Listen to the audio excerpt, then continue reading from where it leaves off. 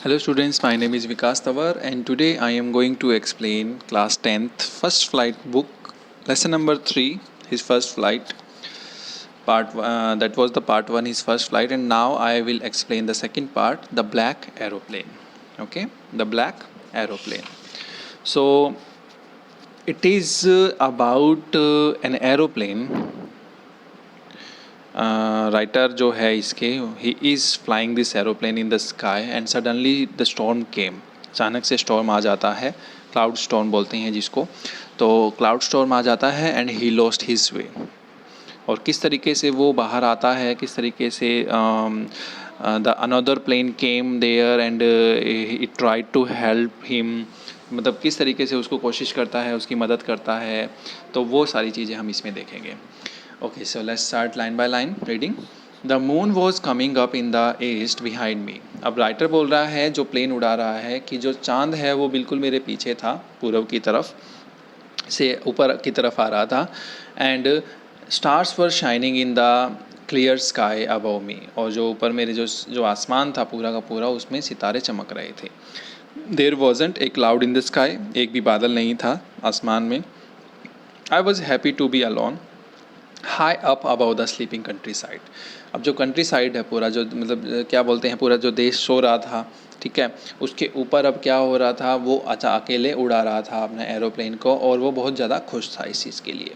I was flying my old Dakota aeroplane over France back to England. France के ऊपर aeroplane को उड़ा रहा था. उसके एरोप्लेन का नाम क्या था? डकोटा. ओल्ड डकोटा बोलते हैं उसको. और वो कहाँ जा रहा है? इंग्लैंड की तरफ जा रहा है. I was dreaming of my holiday and looking forward to being with my family. वो अब क्या ड्रीम कर रहा था, क्या सपने ले रहा था? वो अपने जो उसका जो हॉलीडे था, जो छुट्टियों के दिन थे, उनके बारे में सोच रहा था. And looking forward of being with my family, और अपनी जो फैमिली है उसका, अपने परिवार, उनके साथ समय बिताने के लिए बोल रहा था वो. I looked in my watch. मैंने अपनी घड़ी को देखा. 1:30 इन द मॉर्निंग. सुबह का कितने बजे हुए थे? 1:30 बजे हुए थे सुबह के. I should call Paris control soon. I thought. उसने सोचा, मैंने सोचा, यानी कि जो राइटर है वो बोल रहा है, मैंने सोचा कि मुझे पेरिस कंट्रोल में जल्दी ही फ़ोन करना चाहिए. As I look down past the nose of the aeroplane I saw the lights of a big city in front of me. जैसे ही मैंने देखा, जो मेरा एरोप्लेन है उसकी जो नोक है उसकी तरफ देखा, नीचे की तरफ, तो मैंने देखा कि बहुत सारी लाइट जली हुई है सिटी के मेरे सामने.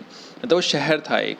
I switched on the radio and said. मैंने रेडियो को ऑन किया और मैंने बोला, Paris control Dakota DS088 hair.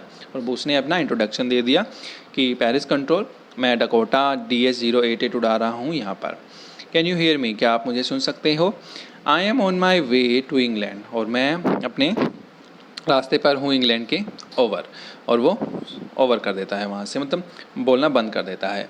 The voice from the radio answered me immediately. अब तुरंत ही क्या होता है, जो रेडियो से आंसर आता है, जवाब आता है, वो बोलता है DS088 I can hear you.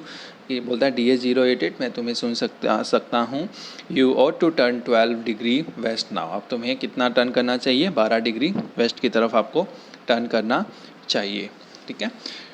DS088 over. और ये बोलकर वो फ़ोन को कट कर देते हैं. I check the map and the compass. उसने अपना जो कंपास है, जो डायरेक्शन शो करता है, और जो अपना क्या बोलते हैं, नक्शा है, वो चेक किया. Switched over to my second and last fuel tank. और उसने अपना जो दूसरा और जो आखिरी जो फ्यूल टैंक था उसको बदला. And turn the Dakota 12 degree waste towards England. और ओल्ड डकोटा को उसने 12 डिग्री वेस्ट की तरफ उसने मोड़ लिया था, जो कि इंग्लैंड को जा रहा था. I be in the time for breakfast I thought. मैंने सोचा कि मैं ब्रेकफास्ट तक टाइम पर पहुंच जाऊंगा. A good big breakfast, English breakfast. Everything was going well. It was an easy flight. वो बोलता है कि बहुत अच्छा, मतलब इंग्लिश ब्रेकफास्ट होता है वहाँ पर.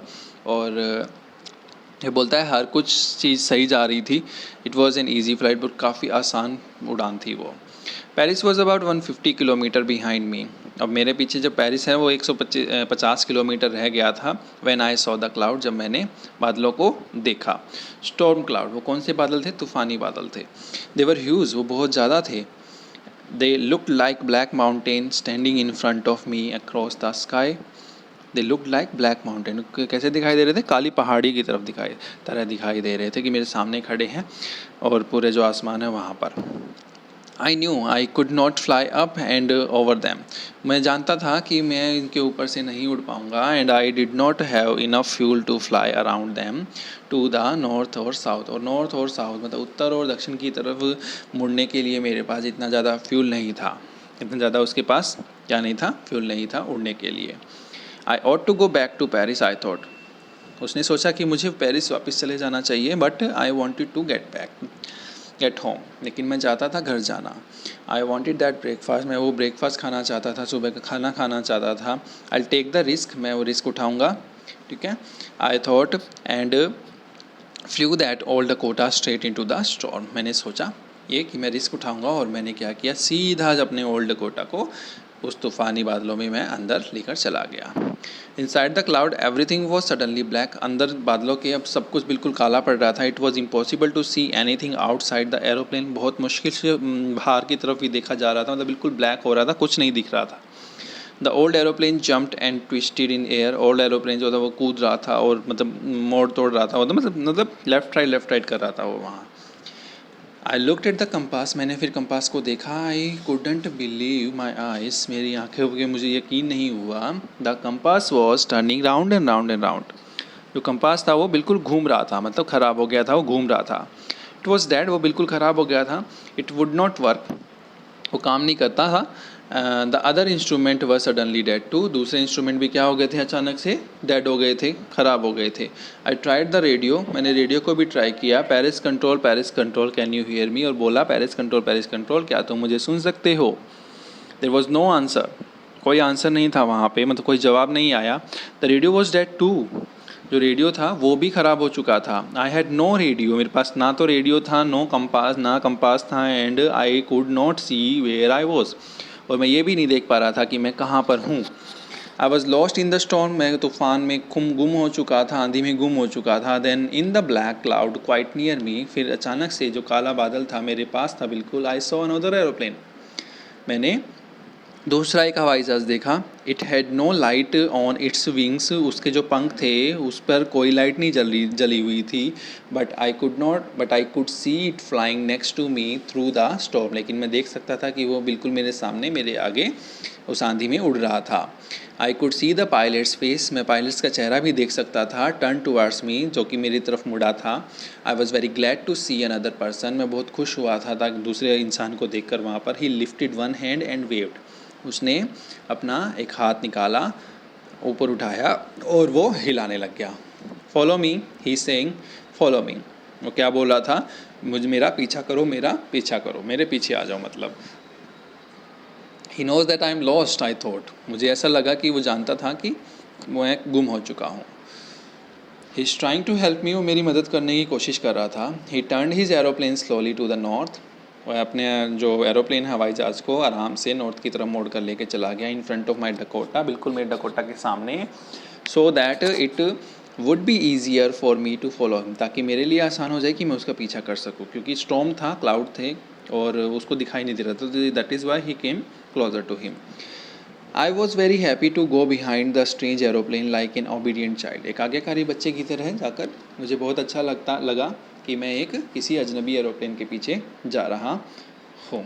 Okay, so dear students, that was the part one. Okay, यहाँ तक हमने कवर किया है इसका ओबीडियंट चाइल्ड तक। We will cover the second part in the next video. I hope you all have understood. Thank you so much.